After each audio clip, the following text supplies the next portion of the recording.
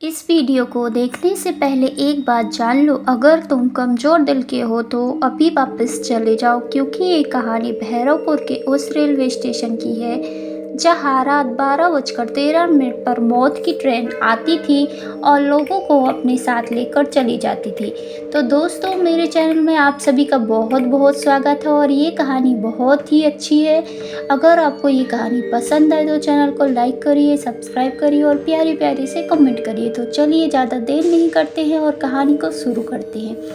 भैरवपुर एक छोटा सा गांव हुआ करता था जहाँ का रेलवे स्टेशन पिछले 20 सालों से बंद था, लेकिन यहाँ कोई ट्रेन नहीं रुकती थी, ना ही कोई मुसाफिर उतरता था।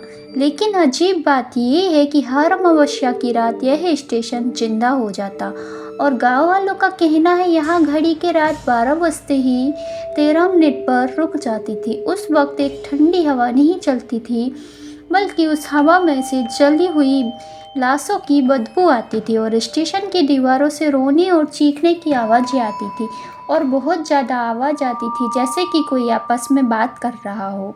एक बार सफाई के दौरान रेलवे को एक पुरानी डायरी मिलती थी।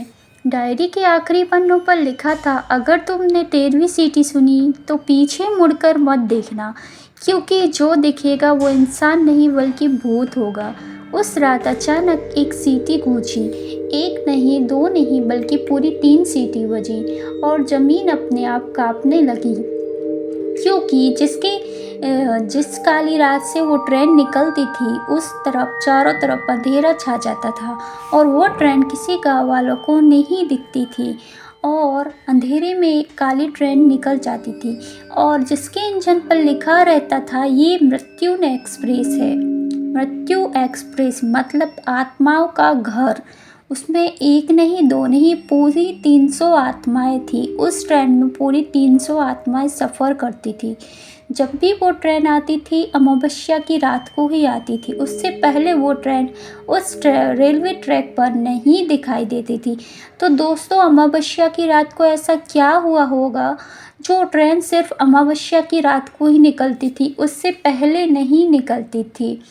ट्रेन रुकी, दरवाजे अपने आप खुल जाते थे, लेकिन उस ट्रेन में कोई भी ड्राइवर नहीं होता था, बल्कि होती थी बहुत सारी आत्माएं जो ना जाने कितने वर्षों से उसमें चीख रही हैं, चिल्ला रही हैं और उस ट्रेन में सफ़र कर रही है दोस्तों।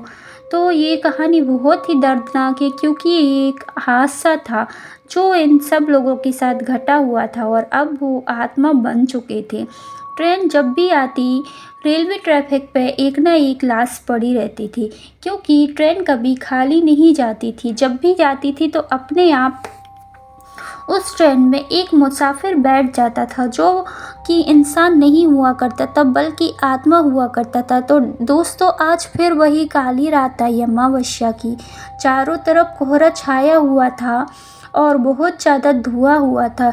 जब वो ट्रेन आई तो पूरी तरफ काले बादल छा गए और धरती अपने आप से कांपने लगी।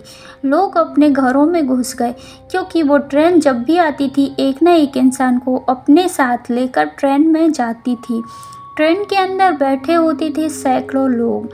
सभी के चेहरे बहुत ज़्यादा जले हुए होते थे, आंखों से खून टपकता हुआ था और उनकी ज़मीन पर नहीं बल्कि सबने एक साथ एक हाथ और एक पैर कटा हुआ था। ज़मीन पर नहीं बैठते थे वो बैठते थे ट्रेन की सीट पर। तो दोस्तों, आज फिर अमावस्या की रात थी और आज फिर वही ट्रेन आई, लेकिन ट्रेन रुकी, दरवाजे अपने आप उसके खुले, फिर भी स्टीयरिंग उसकी घूम रही थी।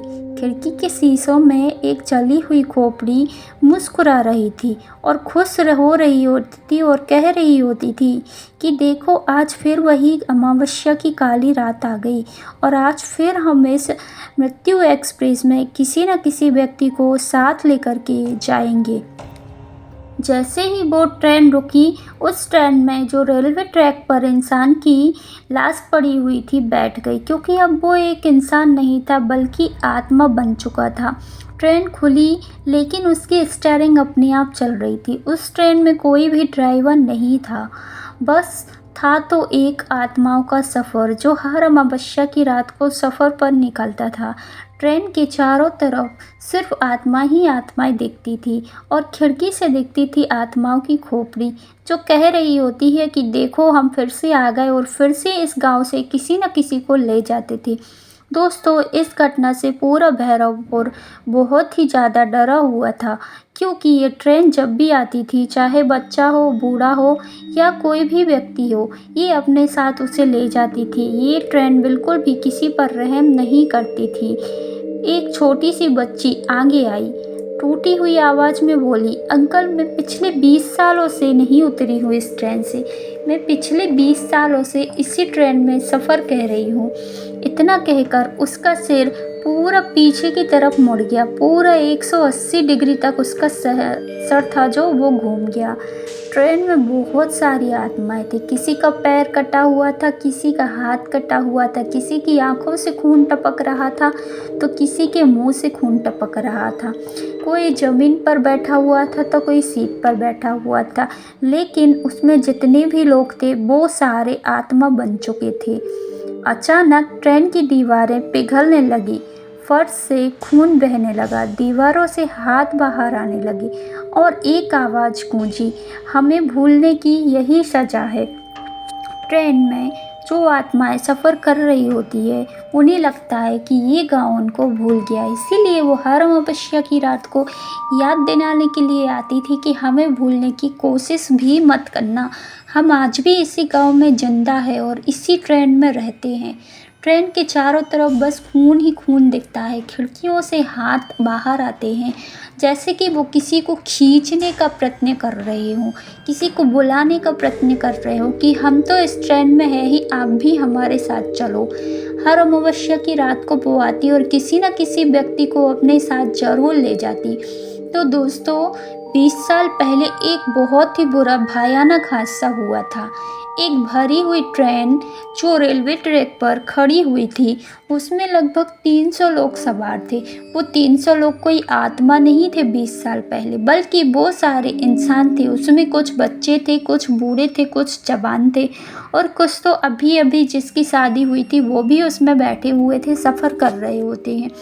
ट्रेन एक रेलवे स्टेशन पर रुकती है जिसका नाम था भैरवपुर रेलवे स्टेशन।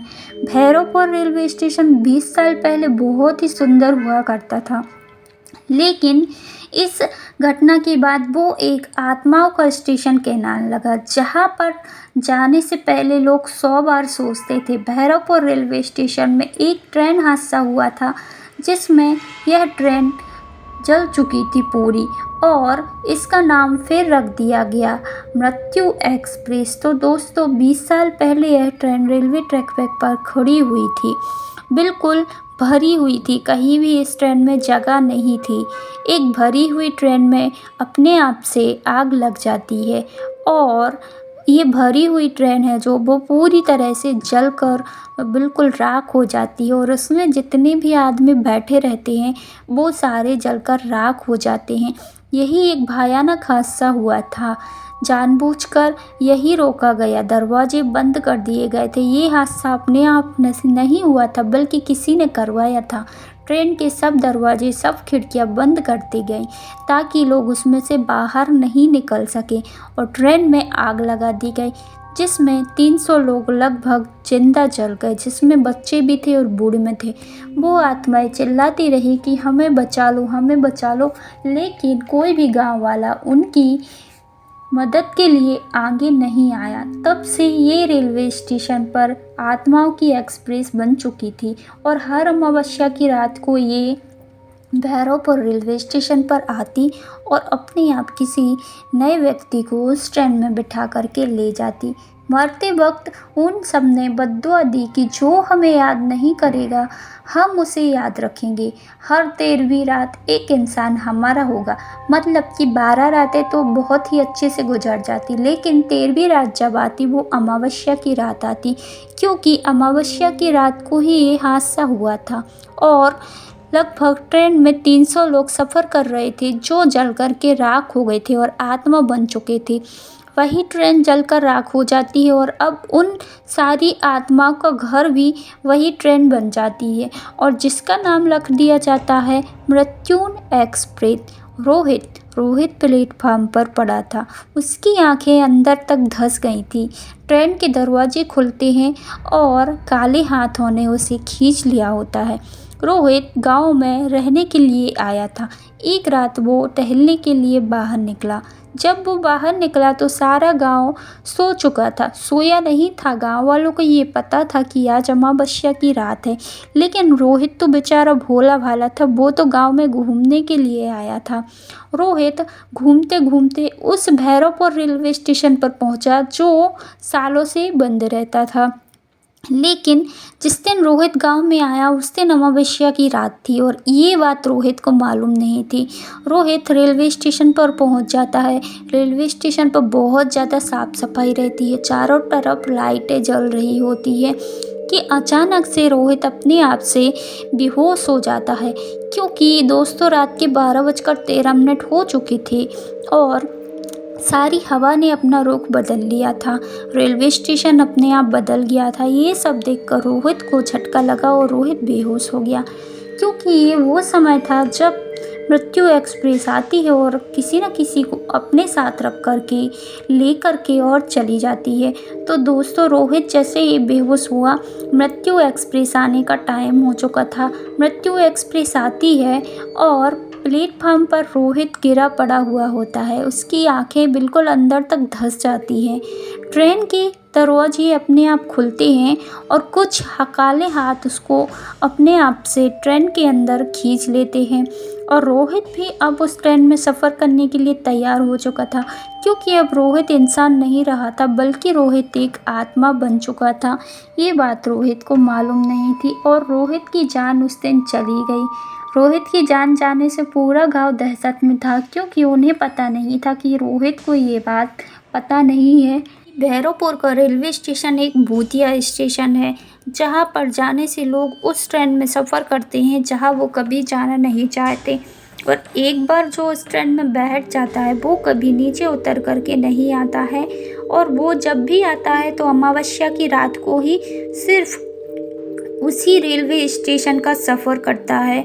अगली सुबह स्टेशन पर सिर्फ और सिर्फ हड्डियां मिलती है और प्लेटफॉर्म के बोर्ड पर एक नया नाम जुड़ गया होता है, जिस पर लिखा होता है रोहित प्लेटफॉर्म नंबर 13। कहते हैं जो भी नया व्यक्ति इस ट्रेन में सफ़र करता है और उस ट्रेन में बैठता है तो उसका नाम प्लेटफॉर्म पर दर्ज कर दिया जाता है। मतलब कि उन 300 लोगों के साथ जो ट्रेन में चल कर के मर चुके थे, अब उन 300 लोगों में एक रोहित भी शामिल हो चुका था और रोहित के नाम की तख्ती भी प्लेटफॉर्म पर लग चुकी थी। कहते हैं अगर कोई यह कहानी रात में देखे और डर के बावजूद वीडियो पूरा देख ले तो भैरवपुर की ट्रेन उसे सपने में बुलाती है और कहती है कि आ जाओ, तुम भी हमारे साथ इस ट्रेन में सफ़र करो। और अगर सपने में सीटी सुनाई दे तो समझ लेना कि प्लेटफॉर्म पर ट्रेन आ चुकी है। तो दोस्तों भैरवपुर की घटना कोई ऐसी वैसी घटना नहीं है, बल्कि बहुत ही ज़्यादा दर्दनाक हादसा हुआ था जिसमें लाखों लोगों की मृत्यु हो चुकी थी। और आज भी ये कहानी नहीं बल्कि एक सच्ची घटना है। तो बताइएगा कि आपको वीडियो कैसी लगी और मेरे चैनल को सब्सक्राइब करिएगा, लाइक करिएगा और कमेंट करिएगा। मेरी कहानी इतने ध्यान से सुनने के लिए आप लोगों का दिल से बहुत बहुत धन्यवाद है। अगली कहानी में मैं इससे भी अच्छा पार्ट लेकर आऊँगी। Thank you everyone for watching my story.